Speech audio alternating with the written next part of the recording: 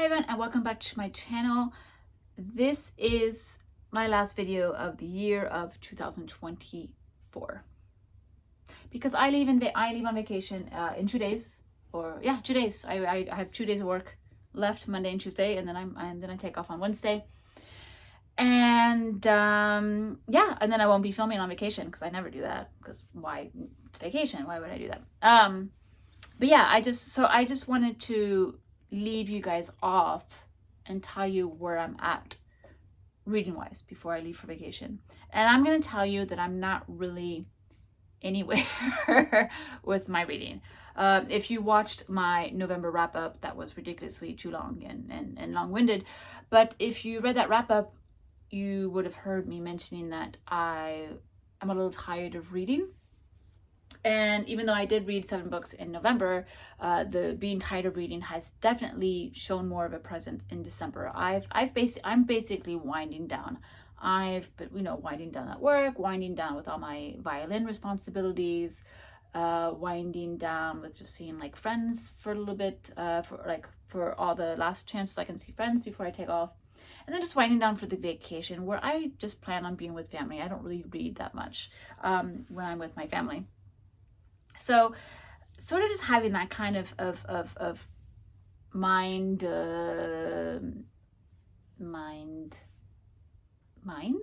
having that kind of mind, that state of mind, that's the word I'm missing. It was the state of, that was what I was looking for. I just haven't been reading at all. I've tried. I was thinking, well, maybe I should try. So now I can show you the TBR I created for myself, and then it's been sitting by my bed doing nothing. I pulled Welcome to Hard Times by E.L. Doctorow. That's been next to my bed doing nothing.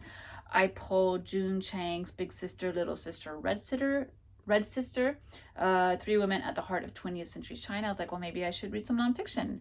That's been on my bed doing nothing. And then my mom and I were talking about watching plays when we were in Paris, and she was saying we could go see Le Malade Imaginaire, maybe, by Molière. I was like, oh, well, I should read it before I leave in case we get the chance to see it. Haven't read that. Then I was like, well, maybe I don't want to read about China nonfiction. Maybe I want to read about Chinese nonfiction. So I tried, I pulled Mes Années Chinoises, which is my Chinese years, by Annette Vivorka. I don't know how to pronounce her last name. That never happened. And I was like, well, I had a viewer on my Instagram who's been telling me or asking if I've read Sawako Ariyoshi. And I'm like, well, I loved her Twilight years, but I've never read a book since then. And so I was like, well, maybe I should. So I pulled Les Dames de Kimoto, which has a very different title in English. Very, very different title in English, which is The Doctor something. I don't know. But it doesn't matter. It doesn't really matter because I chose my bookmark for the book, but then nothing happened. So that's where my mindset is. Nothing's happening. I am in the middle of 2 books technically. So in the beginning of November, I started my next Japanese book. It's called異類婚姻譚. And this has been translated into English. This was the winner of the Akutagawa Prize. I believe it was in 2015. And I am in love with this. I cannot tell you how in love with this. Like, I am seriously over the heels, over the moon, in love with this. But it's the most frustrating thing I've read in a while, that I was like, I need to put it down. You're killing me. You're killing me. It's basically about this woman who one day asks her brother, like, do you think my husband and I have started to look alike? And she's become obsessed with this idea, and we see her interactions with her husband, and he is just like the definition of weaponized incompetence, or just incompetence, just male incompetence when they're married and they just don't do anything. Like, there are some scenes I'm like, oh, you poor woman. And it's like, I don't have a husband, but I want to kill my imaginary husband, because if he were like this, like, dead, like, I'm getting rid of you. So that frustration is so excellent because the author has pulled those emotions from me, and that is so good. But I can't read this right now. I can't read this right now. It's just like, no, you're too frustrating. So I've been putting it down. Love this book. Putting it down. But I'm still reading it, technically. And it's going to happen. I'll get to that point. So then, next, I was like, well, I finished my PDF reads at work. So I need a new one. This one I'm doing better. So I chose Quatrevingt-treize, 93 by Victor Hugo, because I've now read Victor Hugo in ages, like years, a decade, more. I just haven't read him in a while, and I've done really well with this. I'm only like 150 pages from the end. It's a little different on PDF, but yeah, I'm only 150 pages from the end. Technically, I could do like 3 50-page sittings out of these. It's a little bit rich for 50 pages in one sitting, so it would probably take 4 to 5 more days to read this, but I'll already be gone in France. So the thing is, like, either I bring this book, which I don't want to do, because why would I want to bring a book that I'm already halfway through? Like, what a waste of luggage space. So then I might just download it on my phone and just finish it that way, but we'll see.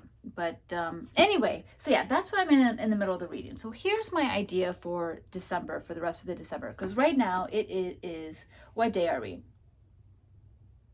The 15th, I think. It's Sunday. It's Sunday of the weekend. It's the 15th. I'm right. I don't know why I'm doubting myself. But it's Sunday the 15th right now. I leave on Wednesday, so I leave in 2 days. I'm not going to read or finish anything while I'm still here in Japan. So my idea for the 2 weeks is, I am going to put this on my phone, and we'll see what happens. I am going to put this on my phone, and we are going to see what happens. Then I am going to take this book with me. Because I would love to read it before the end of the year. I would love this to be on this side of the new year instead of the other side. Because it's so good. It'd be stupid not to finish this. Like, I am so captivated. Like, absolutely love this. So this is coming with me. Now, the idea is that maybe I want to end strong with Japanese works. So the idea is to bring one more Japanese book with me. I don't want to... I was going to say I was going to bring a third book with me, but nope, not going overboard. We're not doing that. I'm not going to pretend. I usually don't read, so I'm not going to pretend I'm suddenly going to read like 80 million books. I'm going to bring this book, which I haven't talked to you guys about, but it's called To Nari町戦争, which means The War Next Door. This is a book I had started once back in 2016, I believe. I had started reading this book, and I got to about page 70, and I was loving it. It was so good. It is so good. But it was a little difficult for me at the time. And I've put it down, and I said, you know what? Let's wait, get better at reading Japanese, and we'll come back to it. So about a few months ago, I picked it up, and I got to page 40 on my second round again. And actually, I realized it's still quite difficult. It's not difficult in the sense of it's a difficult kind of difficult. It's a type of difficult where basically like the author's writing is so good. I love this author's writing. It is so good. It's amazing. But the thing is, like, he writes in like with so many phrases and like ways of using words that I have not encountered yet, that I want to write everything down. Like, it's so good. It's amazing. I can't stop. Like, the way he constructs the sentence, I'm just so in awe. And also, he just hides stuff in the sentences that are like very subtle but important to the plot. So I want to bring this with me because I've been obsessed ever since I first started reading it the very first time around. I've been obsessed with finishing this book. I really want to read it because it's so good. It has not been translated into English, but so far I think it should be. But it is a science fiction book where basically this day, this man wakes up to a strange, there's a strange corner in the city's like monthly newsletter that says the war with the town next door is going to start in September and it will end in March. And he's like, what? War? What? Yeah, that's it. And he goes to work and no one's talking about it. They're talking about some random stranger attack that's like what happened. And so he's like, well, maybe I just read it wrong.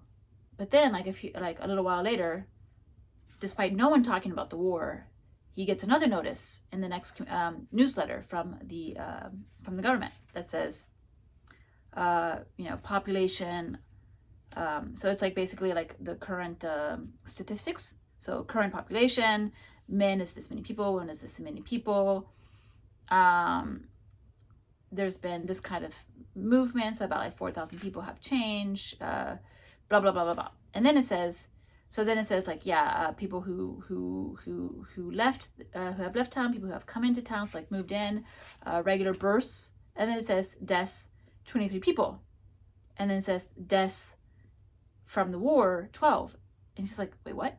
Because there's no guns, there's no attacking, there are no bombs going off. It's just like he just goes to work.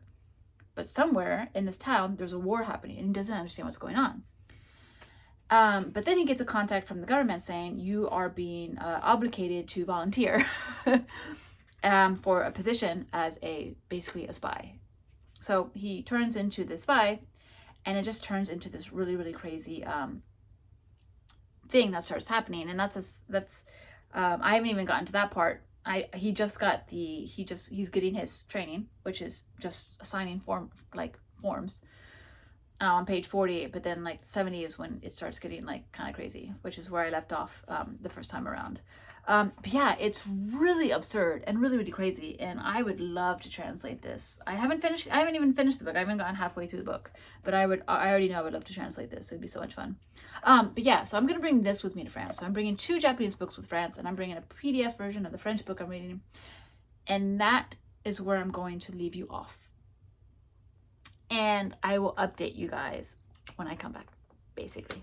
I'll tell you what happened. I have a feeling nothing's going to happen. I have a feeling I'm trying to pick up a bookmark off from my floor and it's not coming up. That's what I'm trying to do right now.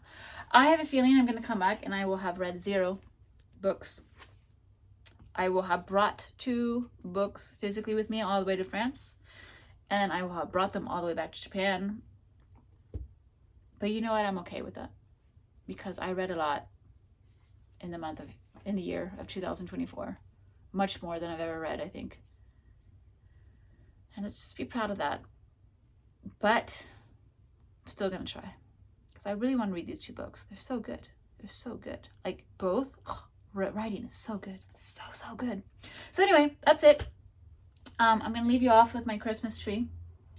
Thank you so much for a wonderful year. Oh, lighting's very bad. Thank you so much for a wonderful year together. It's been a good one, I think. It's been a good one. I've been appreciating all your comments. I've been appreciating all your suggestions. I've been appreciating your enthusiasm for my videos. Definitely not deserved at all, because I talk too much.